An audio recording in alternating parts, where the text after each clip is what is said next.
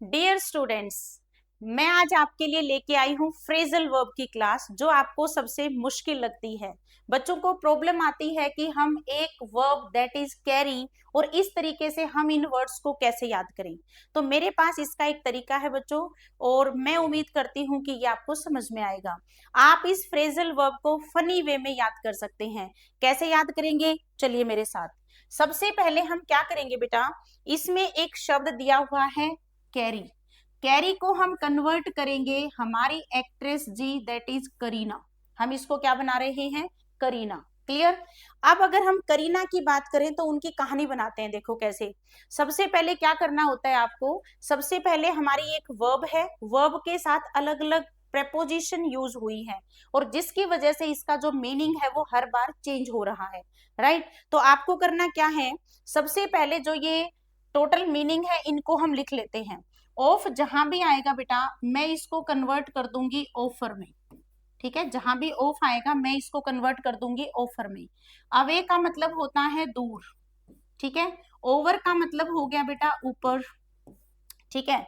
On का मतलब पता ही है, रखना, जारी रखना, कुछ इस तरीके से हम रखते हैं इसको। ठीक है। आउट का सिंपल मीनिंग लिखिए आप, बाहर। ठीक है। फॉरवर्ड का मतलब होता है बच्चे आगे, जनरल मीनिंग जो आपको आते हैं। बैक का मतलब हुआ पीछे, और थ्रू का मतलब हुआ बेटा अंदर से, किसी चीज के अंदर से निकलना। ठीक हुआ। अब यहाँ पर हमें करना क्या है, कैरी को मान लेना है करीना। ठीक है। अब मैं देखो एक कहानी बनाती हूँ इसकी। करीना जो है उनको ऑफर मिलते रहते हैं इंडस्ट्री से। करीना को इंडस्ट्री से ऑफर मिलते रहते हैं, और करीना जो है वो ऑफर को जीत रही है, यानी कि टू विन। इसका वर्ड मीनिंग हुआ बेटा जीतना।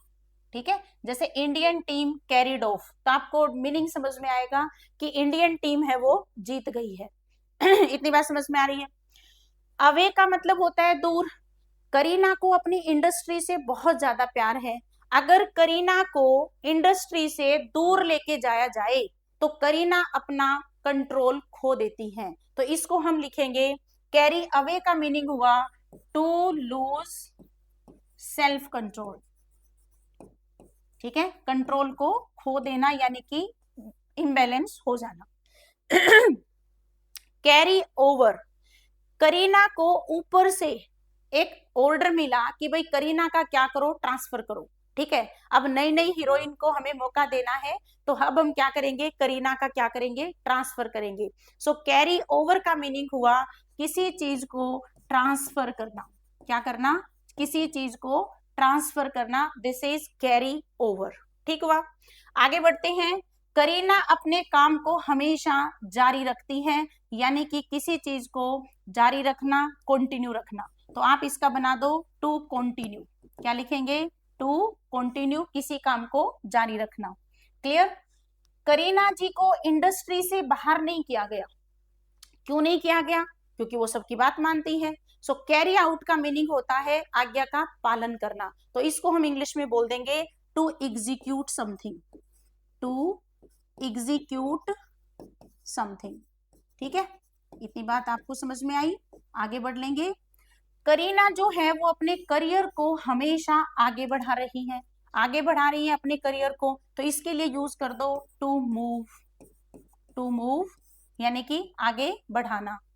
जब जब हम करीना से इंडस्ट्री की पुरानी बातें याद करते हैं, उनसे पूछते हैं कि पहले इंडस्ट्री में क्या होता था, तो वो क्या करती हैं, पुरानी चीजों को याद करने लग जाती हैं, और इसको बोलेंगे बेटा ji to remember. To remember. ठीक है। जैसे ही आप ओल्ड सॉन्ग सुनते हो तो उस सॉन्ग के साथ कोई भी बात जो आपकी एसोसिएट होती है, वो आप उसको क्या करने लग जाते हो, याद करने लग जाते हो। इतनी बात समझ में आ गई। सो ये बन जाता है आपका टू रिमेंबर। इतना क्लियर हुआ। अगर हम बात करें बेटा कैरी थ्रू, कैरी थ्रू का मतलब क्या हो जाएगा, किसी चीज के थ्रू का मतलब क्या होता है, अंदर से गुजरना। इसका मीनिंग क्या हो गया, जो करीना है वो इंडस्ट्री के अंदर से गुजरी है। इसका मतलब क्या हो गया, सिंपली टू पास। तो सिंपल मीनिंग क्या हो गया, टू पास। अब ध्यान से देखो बेटा, आपने सिंपल एक फ्रेजल वर्ब के सारे वर्ड मीनिंग याद कर लिए, और आई होप कि आपको ये थोड़ा सा इजी लगा होगा। मैं एक बार जल्दी सी सम अप कर देती हूँ आपके लिए। सबसे पहले करीना ऑफर जीत रही है, करीना ऑफर जीत रही है यानी कि टू विन।